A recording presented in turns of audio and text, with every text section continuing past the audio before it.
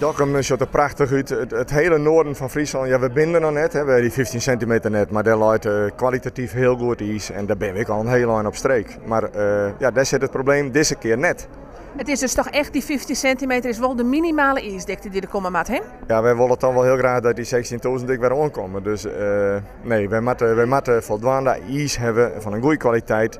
Maar in het noorden hoeft dat geen probleem te zijn. Altijd maar vriezen blijft. Woensdag en toonsdag komt er al een taai wagenbier wat aan, maar het wordt dan nog wat zin houden. En het komend weekend, en dan ga ik het vooral over de snijn, dan hebben we vooral dat de temperaturen toch wat vlugger boven nul uitkomen. Ja, dat wordt dan toch wel dreig. Woensdag kom je in webbeeld kwijt, dan weten we wat het waarde was. Ben je wat optimistisch? Ja, we zijn altijd optimistisch. En we hebben een hele goede sfeer. Ik in het oerlis, Juster en ik. Maar we kunnen verder net hetzelfde doen. Nou, we hopen dat de waargo het muis doet en dat die volle maan trots heeft, of net? Wij rekenen niet op een mannen, wij rekenen niet op frost. En dan komen we een heel eind.